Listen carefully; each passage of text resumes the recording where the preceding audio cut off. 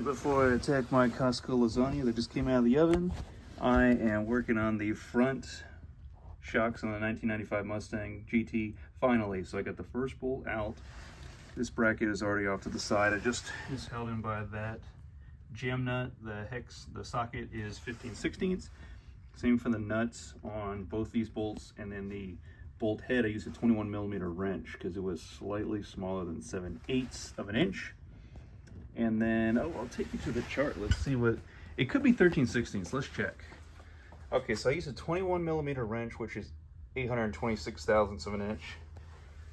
13/16 is 812 thousandths of an inch, which might be a little bit too small, because some stuff on this car I find to be metric, some stuff I find to be standard. And it's not that like the bolt head of the nut is rusted out or rounded off. It's like all the steel in this car after what 29 years old is pretty good, but some stuff just fits better with a metric socket or wrench, or standard socket or wrench, vice versa. So I'm using the 21mm wrench on the bolt heads for these, and I'll show you where's the bolt for an example. I think I took one out already. Yeah, right here. So I mean, look at that. Just the bolt head's a little rusty, but the steel is like really good for 29 years old. So they were using some good steel back then. So I got to give props to Ford for that. And even like the inside of the nut with the built-in washer looks really good. I'm just very surprised. So I have one bolt still in there, which I will be taking out in just a bit. Now a trick for the top, you have to hold the flat section. So I got my 21mm wrench on here, and you have to hold the flat part of the top of the shock or strut assembly with a chisel. And then I have this clampable adjustable. I have a regular adjustable right here, but this adjustable, I can clamp it down and hold it in place. So I'm basically holding it all as one. This would probably slip off the chisel. I've already dropped the chisel down in there. So you have to hold this. You want to pull this righty-tighty as you're taking the nut lefty-loosey. Now it was so tight, I couldn't get it off. So what I did, just to free it up a little bit, a little trick for you, I took my 21mm socket on the impact and I just hit it, and it just freed it up just enough. I mean, the whole thing spun, of course, but it actually freed up the nut from the stud just enough for me to actually work it by hand. So that's your little pro tip that I figured out. I did the driver's side after this, but I want to get the one of the old struts out first. And then my new struts are in here. They are Gabriel brand, I believe. And oh, it looks like they don't come with a new nut, so I have to make sure the old nut fits these threads and clean it up. But yeah, these are the new these wires are doing in there, but yeah, this whole kit was also the rear shocks and rear quad shocks. I'm only just now getting around to installing the front shock assemblies, strut assemblies, whatever you want to call it, whatever they're called. So yeah, work on the 95 Mustang, it never ends, but it's easy enough to work on. I will say that. Easy enough to work on the car. Just a lot of stuff is old. So you got to get the old stuff loose and apart before you can put on the new stuff. Thanks for watching. And this is the old shock, got it out of the car, versus the new one, laying them side by side. Everything looks pretty good. Same thickness on each bracket piece. And looks good there. I think you can actually spread these slightly if you had to. We will clean up the mating knuckle so that can sit nice and even in there. There's a little bit of rust, surface rust on the mating knuckle. And what else? These new shocks, they don't seem size specific. I'll take a closer look, but I think we are good to go there. And I will take off my retaining clip, which will release the shock. I tried the old nut, which goes on pretty good. It's a little rusty, so I'll run a tap through the threads just to clean them up at the shop, and I'll polish it on the yellow polishing wheel just so everything is good to go there.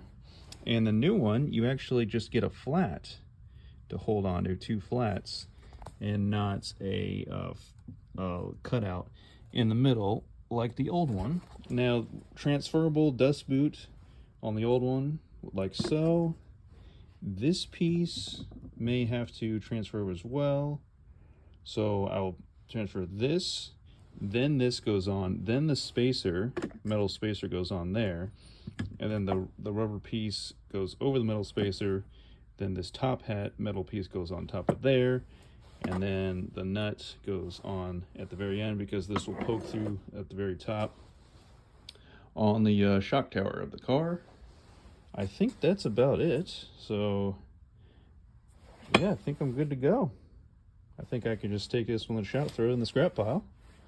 Just gotta take this piece off and everything else I keep, but I'm gonna take this stuff anyways and polish it up just so that everything fits together nicely, going with the new parts.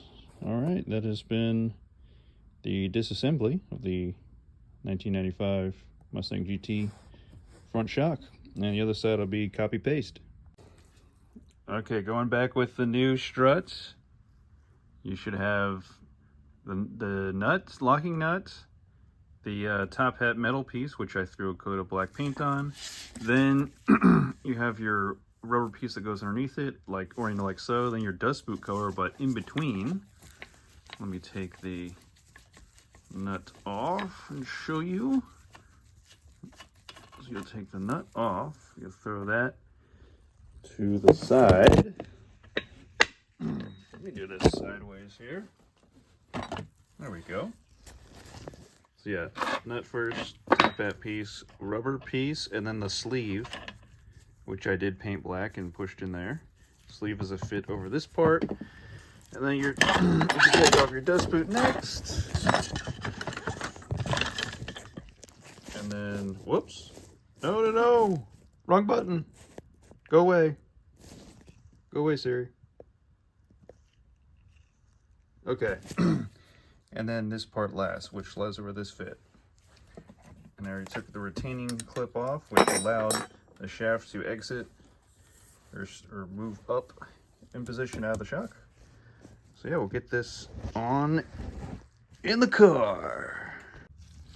All right, we got the new one in. We got both nuts tight and put our ABS bracket on with our jam nut for that. And the new shock assembly, strut assembly is in. I keep calling it both things because I'm not sure, so I just keep flip-flopping. But you can see there's a little bit of rust, surface rust on the knuckle, but it's still pretty darn solid. So I was able to just do a light coat of never sees inside the bracket of the strut, so I could slide it on easy to the knuckle. And here's a back view of the bolt heads. What else to say? Oh, I marked with a Sharpie right there, slightly off from the old bracket. Same thing with going back with the new one. My little Sharpie alignment mark. You're not going to get it perfect, but just get it pretty close. And my blue Sharpie mark. Everything's tight. My dust boot shifted over to the new strut assembly.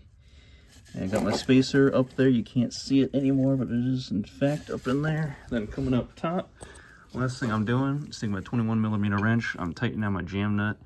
And then as soon as it starts spinning, I'm gonna put a 10mm on these two flats, 10mm open end wrench. And then I can start to finish this side up and start on the next side. Let's see when it's... So other than that, we are good to go on this side. And we shall start on the other side. Also, I think this is a common rust area. You see that nut and bolt has some slight rust, some rust on them. Same with the other side, but this whole area, it's not like... The frame piece isn't rusted out, which is a nice touch. Good thing to have. No rust in these strut areas on your Fox Body or 94-95 Mustang. All right, that's it. Let me continue on to the driver's side.